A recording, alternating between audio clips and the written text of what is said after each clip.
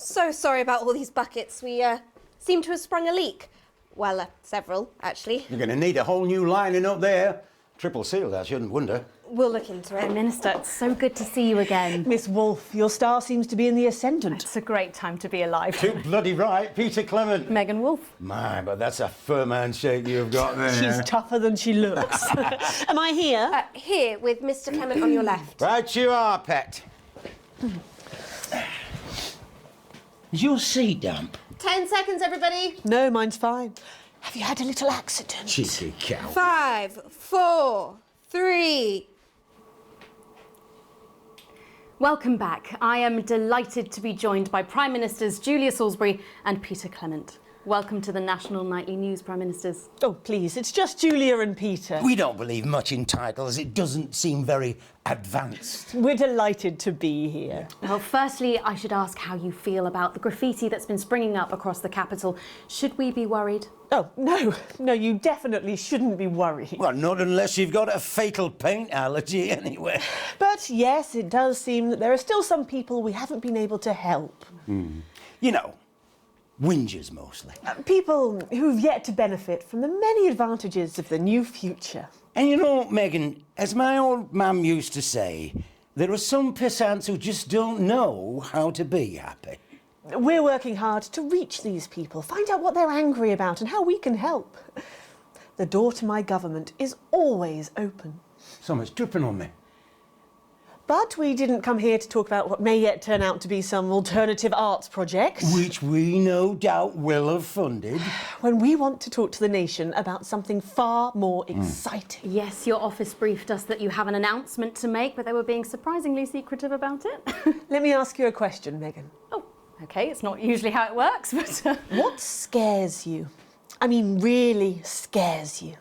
It's death, pet. She's talking about death. We're all afraid of our deaths. It's part of being human. Sorry, are you saying that Advance have cured death? That'll be a vote winner. Yep, that was definitely a drop there.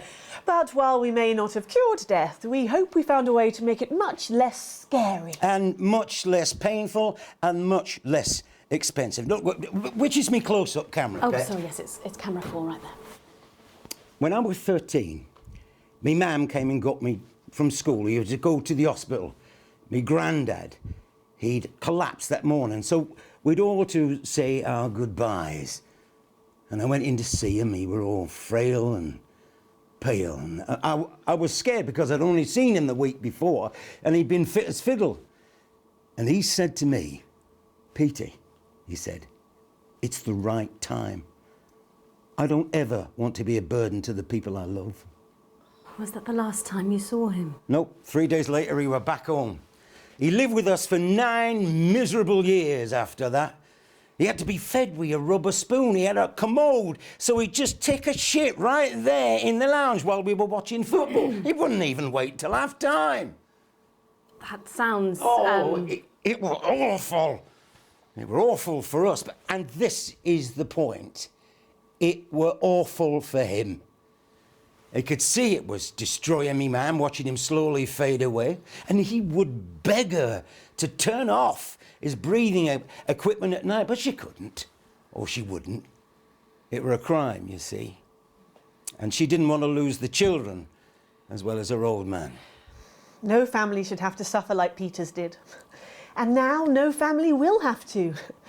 The health service is today opening the first of 300 new transition centres. The transition centres will handle everything for your last days. The legal, financial, medical and emotional costs are all catered for and paid for by the government. So even the poorest citizen gets to pass on with dignity when they choose. And that choice is important. Yes. This is a service only for people who choose it. For people who feel they've run their course and don't want to burden themselves or their families with a slow, long, humiliating decline into an undignified... Jesus fuck! This microphone pack has just given me an electric shock! Are you OK? I don't know, I think it fried my asshole! Oh, we're still on the air, Peter. Oh, yes, sorry, my apologies all. Are you not worried that this new system might be open to abuse. In what way? Well, Shit nuts! Sorry, I got zapped again. Can I get a little bit of help here, please? that the older generation might feel somewhat... Jesus, a raw face fucker! That one was massive. Right, no, this bastard's coming off. That the older generation might feel somewhat coerced. Coerced into spending their final days eating gourmet food and drinking fine wine and luxury spas and gardens. Look, I am perfectly capable of... Oh, fuck! My grandmother with a rusty twat! Prime Minister, please watch your language. For fuck's sake! Go get yourself sorted out. Right. We're launching a government information film tonight. It should tell your viewers everything they need to know. You really do move at a breathless pace. It's hard to believe you've yet to be in office a year. Oh, Megan, we're only getting started. And on that note, thank you both so much for being here. Jeremy. Right, yes, that's all we have time for tonight. Our thank yous go out to our guests. Congratulations to all the winners at the Sports Board final, and we'll see you tomorrow night at the same time. My name's Jeremy Donaldson. If you can, have a peaceful night. And we're out. Good job, everybody. So they just... It seems so. I don't suppose there's any way this could be a good thing. It's my nephew, so we transitioned the moment I saw the leak.